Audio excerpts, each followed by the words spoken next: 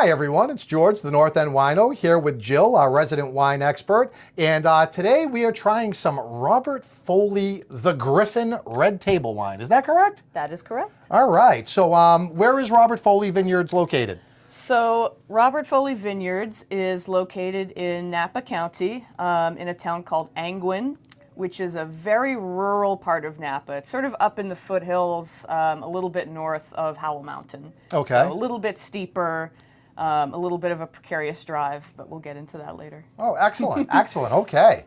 So we're gonna give this a little pour here and we're gonna give it a taste.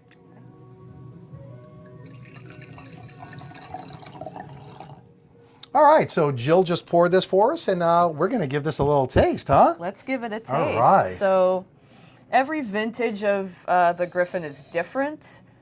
This is actually majority Syrah. It's 57% Syrah. Oh, wow, and really? The rest is Cabernet, Merlot, a little bit of Petit Verdot, and a little bit of Petit Syrah. Oh, wow.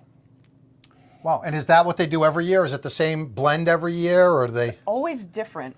Really? So Bob will make the decision based on, you know, the grapes that year, the weather, all of these different factors that go into the final wine. So in that sense, it's kind of a bit of a Bordeaux style blend almost. Okay. You're making the decisions in the winery as it's happening. It's really, really beautiful. I'm really getting a lot of like black and red fruits, but I mean, I'm also getting like a bit of like black pepper almost on my tongue. That's that Syrah you're tasting. Is that what that is? So that's a very classic tasting note with Syrah. So if you ever find yourself in a blind tasting and you taste a little bit of black pepper, it's probably got some Syrah in there. Wow, see, now that's good to know. I would not have known that. Yeah. You know, now, I did go and take a quick look over at Robert Foley's website, and one of the things that really impressed me, I actually have to read this to you because I want to make sure that I read it correctly. A winemaker's dream is to be artistically free and to combine characters into wine that is purely hedonic and non-compliant with varietal regulations. In other words, we do what we want to do and we enjoy it.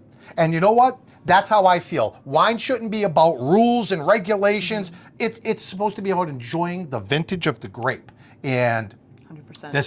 This is absolutely delicious. Absolutely. And that's what I think the greatest pioneers, whether it's California or Beaujolais or wherever, the greatest winemakers and pioneers of wine are the ones who are taking those risks. Right, right. Who don't necessarily care about the rules or maybe even the market at large. They're making wine that means something to them, that speaks to them and the place from where those grapes came. Wow, that's fantastic. Yeah. Now I couldn't help but notice that you called him Bob. I don't know Bob. My friend Bob. So yeah, her friend Bob. I don't know Mr. Robert Foley of Vineyard fame, but Jill does. Jill has been out there and she's visited the vineyard. You want to give us a little story about that? I would love to. So I first met Bob. Bob. And his wife as well, when he was in the market, I believe last spring, and we got to taste through all the wines, and he invited me to come see him at the vineyard a few months later. Yeah. So, like I said earlier, his winery is in a very rural area of Napa. You know, there's sort of the main drag. I think it's like Oakville Road or something like that. Right. And then you start to go steeper and windier, and it's sort of this very precarious mountain drive. But the reason these wines really resonate with me is because of the incredible hospitality and talent and kindness that Bob showed to us. Oh, that's great. This guy gave us a lovely tour, but also we sat around and drank some wine, and he treated me like I was an old friend, even though he didn't really knew who I was. But she's on the Bob name basis with him now. I'm on the Bob name basis.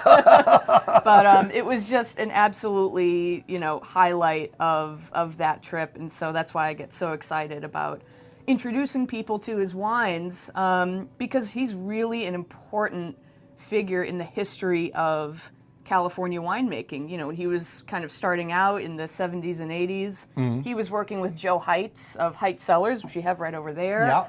a number of very historic wineries. And, you know, I think today in 2026, we take for granted that Napa wine is just sort of exists in the zeitgeist, but that wasn't always the case. You know, it wasn't until the late 70s, early 80s where these wines were on the world stage, and Bob had a huge impact on that happening. Yeah, I mean, that's something that I am quite a bit familiar with, is I know that prior to the mid 1970s, the rest of the world thought that California wines were basically a joke. Yeah. Which is crazy to think about now. And then there was a blind tasting that was held in France, I believe, right? It was about 1976. The Judgment of Paris. Yes, yeah. And it turned out a number of Napa wines won. Yeah. Against first growth Bordeaux's, which are supposed to be and regarded as the best wines in the world. Right. Well, I'll tell you what, Bob, shh, don't tell him I said that. This Robert Foley Vineyards is an absolutely, the Griffin, it's delicious. It's everything that I like in a wine. It's very soft tannins. There's so many foods that I could see this going with. I mean, and honestly, it's delicious all by itself. It doesn't even need anything. I mean, this is... You could sit and drink this. The tannins aren't too high. They're well integrated. Exactly. The alcohol, I mean, it's 15.5. It's not low, but it's not hot. It's extremely well integrated. This is a beautifully made wine. No, it really, really is. You don't get that alcohol burn that you get from some of the higher alcohol wines. Yeah. I don't get that at all. I wouldn't have guessed 15. I would have honestly thought like 12. Right. Honestly, maybe even 11.8. now it's just like throwing random numbers out, but no, it's the ABV, it's the alcohol by volume. Those are the numbers that we're discussing right now. And I mean, typically a wine that has a very high alcohol. I learned from Jill that that's one of the reasons why you get like the legs. But this is just so smooth and beautiful. You wouldn't guess it without looking at its legs. You got to go a little ZZ Top at it and go, hey, she's got legs. And she knows how to use them, let me tell you. They taste good. Right, absolutely. I mean, this is fantastic. There is a wine tasting here at the Wine Bodega this coming Friday. I will try and have this video out prior to then. You will receive 10% off this beautiful bottle of wine, as well as some other selections. We have a separate preview video that we will be posting on our Instagram, so you'll be able to see what we've got up and coming for this coming Friday night. So come on down and join us on Friday night for a wonderful wine tasting, and maybe find a bottle or two to bring on home. That's right. Thanks for watching. So like and subscribe, and cheers. Cheers.